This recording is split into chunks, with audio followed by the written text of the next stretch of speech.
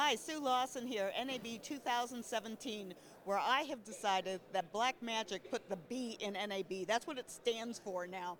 These guys are awesome. They never fail to excite and inspire, and this year was really no exception. In fact, this year they hit it out of the park again.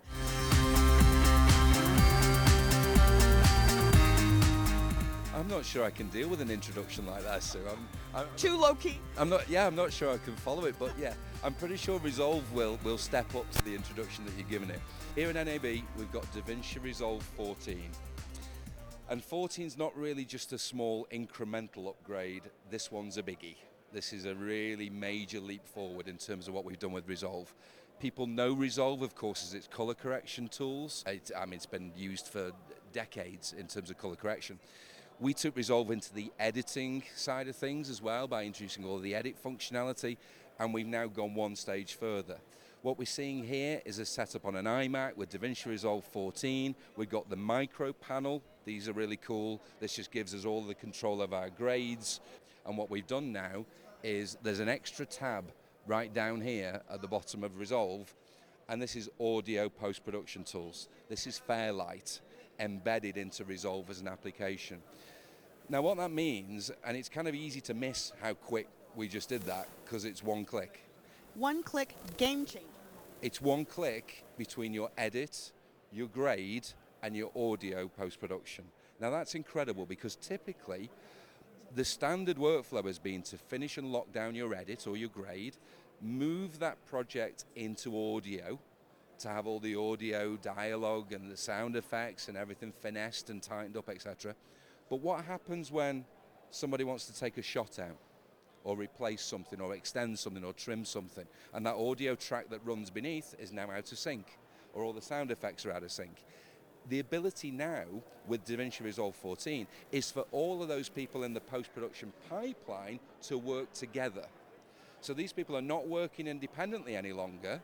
Your editor, your colorist, your audio engineers are all working on the same timeline, the same project, the same media, and that's just going to change post-production workflows forever.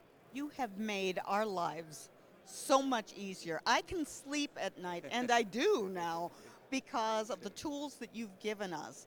And the integration of this absolutely amazes me. So whether or not, truthfully, whether or not you are a one-man band having to do it all, and a lot of the post places are these days, because the producers with their shrinking budgets, they want you to do it all, and they want you to do it all at a very, very reasonable price. You guys, again, you set the bar that nobody else is coming close to. Can we kind of go through this just a little bit here? What we're seeing here on the interface when we look at the Fairlight side is, look, Fairlight can have 1,000 tracks of audio. Now, okay, if you want 1,000 tracks, you need some acceleration in hardware. On a standard computer, you'll get up to 60 tracks, which is going to be more than most people ever need. More than I want. And I think, Sue, what you said is absolutely right in that, a lot of people might be those small individual production guys that, the camera guy is the same as the editor, is the same as the colorist, is the same as the audio engineer. It's one person. And they need access to that same tool set to finesse and finish their project so that it looks of the quality they want it. Now, of course, they can do that now for the first time because it's all built into the application. What we're not saying is that in the higher end suites, a lot of people say, well, are you trying to make the colorist into an audio engineer? Well, oh no, no, but you're giving people the tools that they need to be successful.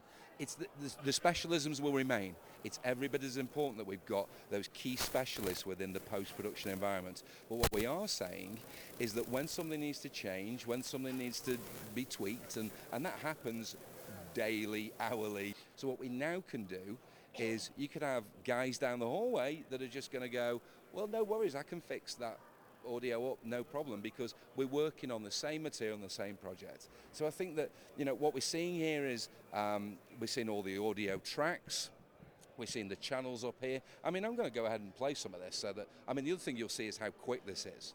You know, we can scrub and, you know, typical JKL functions on the keyboard, but it's immediate. We've got immediate playback. I mean, And we can do surround sound with this too. 5.1, 7, you know, 22.2. The power of this is unbelievable. Now, of course, we're looking at this on software only, but we have the Fairlight consoles.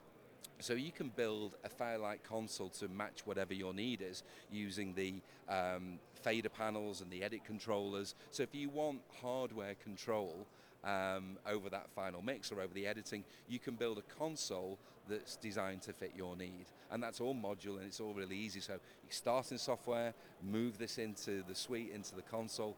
So the opportunity, the power, the flexibility, you know, it really is kind of cool, and I think, you know, it's making a lot of people really interested on the show floor.